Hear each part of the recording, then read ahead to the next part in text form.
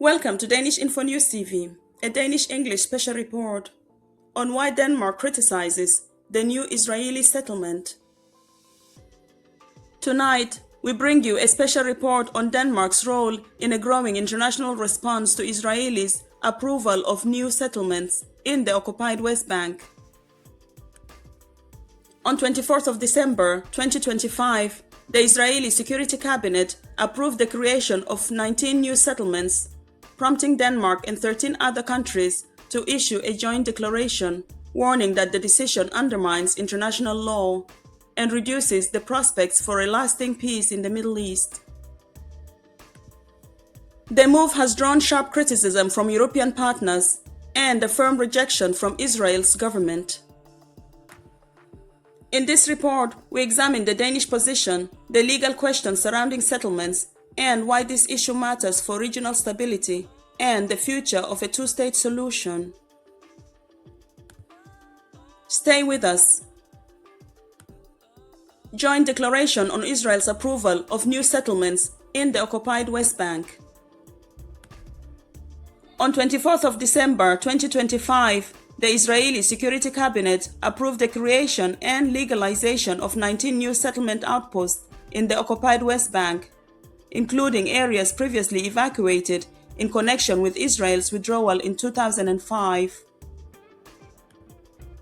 We, the states of Belgium, Canada, Denmark, France, Germany, Italy, Iceland, Ireland, Japan, Malta, the Netherlands, Norway, Spain, and the United Kingdom, condemn this decision. Denmark, together with its international partners, has consistently underlined that Israeli settlements in the occupied West Bank are contrary to international law. In line with this long-standing position, we consider the approval of additional settlements to be another step in an escalating settlement policy that undermines the rule-based international order, risks increasing instability in the region, and further erodes the foundations for a negotiated two-state solution. Such unilateral actions diminishes the prospects for a just and lasting peace in the Middle East and reduce the political space for diplomacy. From Denmark's perspective, continued settlement expansion directly weakens confidence between the parties at a critical moment and undermines efforts to promote regional stability, including the implementation of a comprehensive plan for Gaza, as work continues toward progress to its next phase. We reiterate our firm opposition to any form of annexation and to the continued expansion of settlement activity, including in particularly sensitive areas such as E1, as well as the approval of thousands of additional housing units.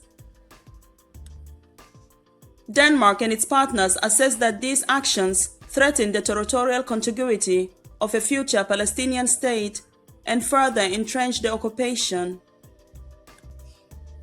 We call on Israel to reverse this decision and halt the expansion of settlements in line with UN Security Council Resolution 2334 and repeated calls from the United Nations.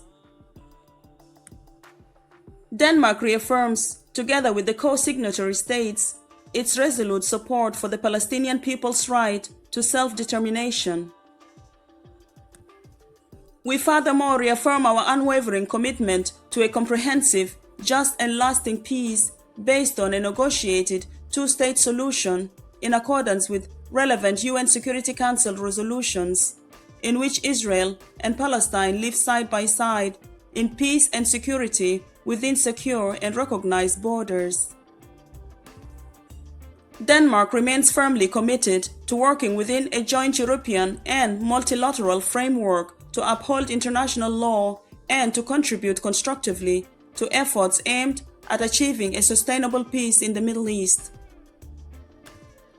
We reaffirm that there is no alternative to negotiated two-state solution. Explanatory note on the use of the term illegal settlements. When reference is made to illegal settlements in Israel or the Palestine territories, this may reflect different legal standards under international law and Israeli domestic law. Denmark and its partners consider it important to clarify this distinction. First, illegality under international law. According to the United Nations, the International Court of Justice, ICJ, and the vast majority of the international community, all Israeli settlements established in the West Bank and East Jerusalem are illegal under international law.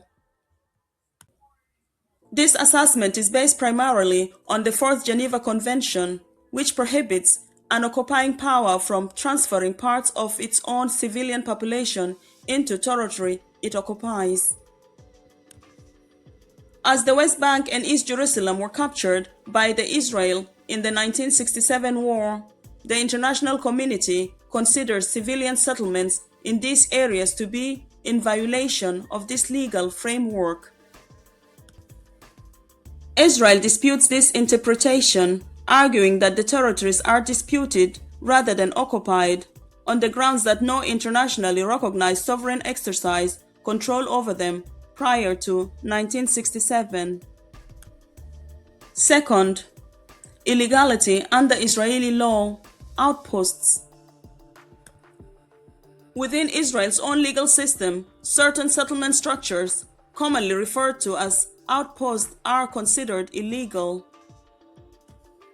These outposts are established without formal government authorization or approval planning permits, and often begin as small, informal installations. While such outposts are illegal under Israeli law, they have in some cases received state services such as electricity, water, and security protection. In recent years, and notably in the current context, Israeli authorities have moved to retroactively legalize a number of these outposts, formally recognizing them as authorized settlements. As of late 2025, the decision to legalize and establish 19 settlement sites reflects this broader policy trend. Summary of legal distinctions. Official settlements. Illegal under international law according to the UN and ICJ. Authorized under Israeli law. Outposts are illegal under international law. Illegal under Israeli law until formally legalized. Let's look at why this distinction matters. Denmark and its partners underline that settlement expansion, whether through new authorized settlements or the legalization of previously unauthorized outposts, has significant implications. These include the physical visibility of a future Palestinian state, increased friction affecting daily life for both Palestinians and Israelis, and growing international concern reflected in recent sanctions imposed by several countries against individuals and entities linked to settlement-related violence or unauthorized expansion. Response from the government of Israel. Israel's Minister of Foreign Affairs, Gideon Sa'ar, has rejected the joint declaration issued by foreign governments regarding the cabinet decision on settlements in Judea and Samaria. According to Minister Sa'ar, foreign governments should not restrict what he described as the right of Jews to live in the land of Israel, stating that such calls are morally wrong and discriminatory against Jews.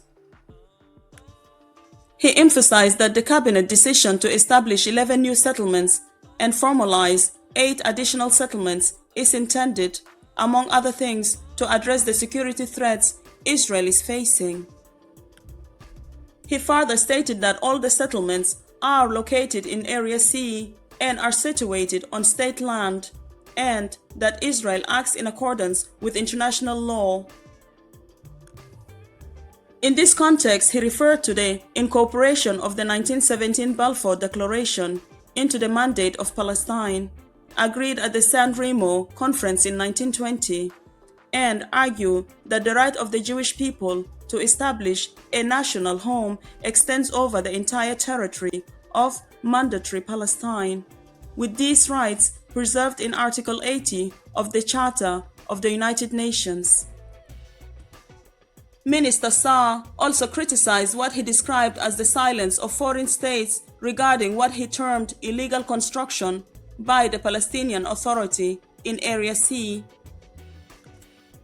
You've been watching a Danish Info News TV special report on Denmark's response to Israeli approval of new settlements in the occupied West Bank on 24th December of 2025, an issue that touches on international law, regional security, and the future of peace in the Middle East. Denmark, alongside its international partners, maintained that respect for international law and negotiated two-state solution remain essential for long-term stability. Israel, meanwhile, rejects this view and defends its action on legal and security grounds. We will continue to follow this story closely and bring you verified, in-depth reporting as developments unfold. If you value clear, independent analysis and international perspectives with a Danish angle, remember to subscribe to Danish Info News TV, like this report and share it with others. Thank you for watching and happy holidays.